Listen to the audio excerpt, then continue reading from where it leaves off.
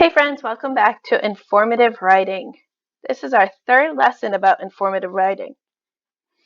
So far, we've learned what informative writing was, and we started to do research to begin writing our own piece. So let's have a quick flashback of what we've done so far. Yesterday, we did research about sea turtles. I hope it was fun for you as much as it was for me. We learned several new facts through the video research and book research. Today, we are going to use that research to start writing informative text about sea turtles. So before we can start, we have to look over our target. Our first target is, I can organize my thoughts about a topic using a graphic organizer.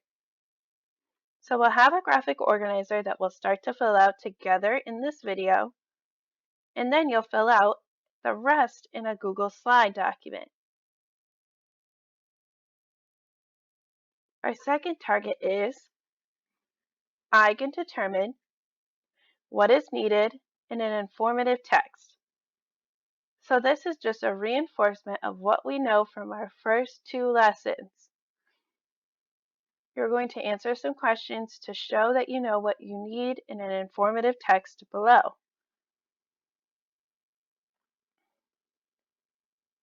So what's next?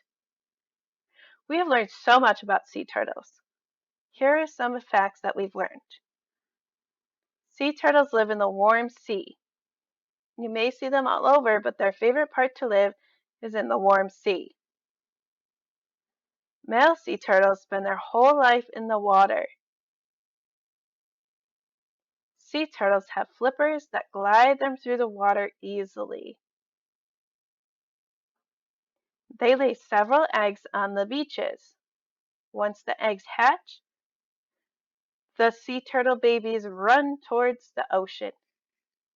They usually do this at night. Sea turtles have hard shells for protection. Sea turtles eat jellyfish and algae.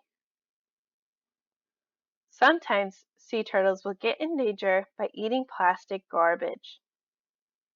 In both of the things that we researched yesterday, they mentioned how humans can stop and not litter the ocean so much.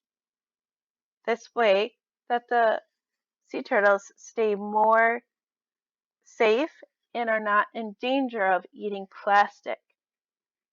They usually think the plastic is a jellyfish. Today we're going to organize these facts to start to create an outline for an informative writing piece.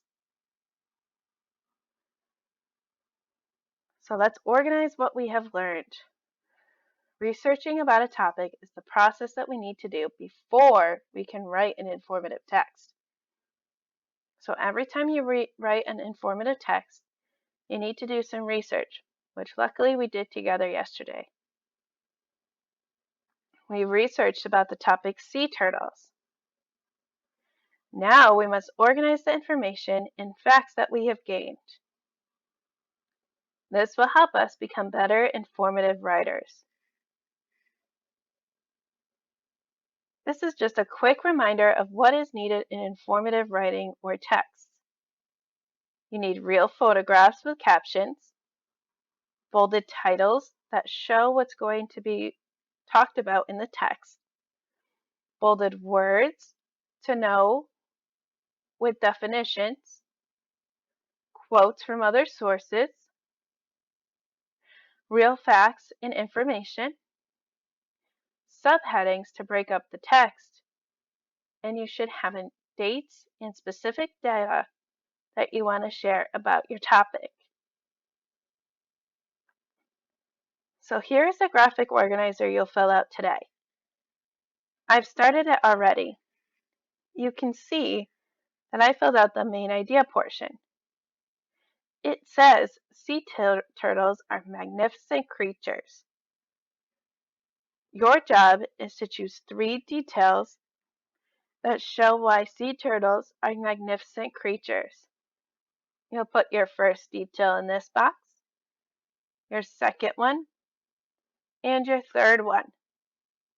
You'll do all of this work in the Google Slide document attached to this assignment.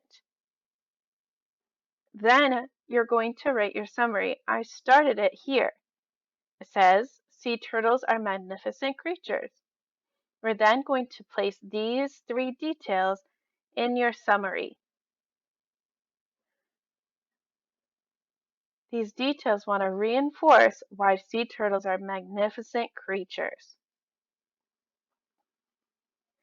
Make sure you do all of this right in the Google Slide, and make sure you press the blue Mark as Done button when you are completed with your assignment.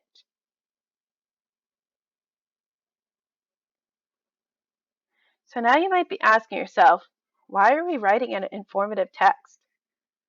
Well, the reason why people write an informative text is to get information about a subject. So the subject we'll be talking about is sea turtles. It's also a way to communicate information in different ways and styles. It also helps you gain knowledge about a personal interest. I know I certainly learned a lot of things about sea turtles I did not know before we did these lessons.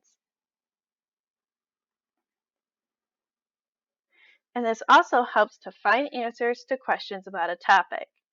So someone could read your informative text and learn more about the topic that you wrote about. So the overall goal for this unit is to get you to write your own informative text. So next week, you'll be able to choose a topic, find research on that topic, and write an informative text. So let's go ahead and review our target quickly.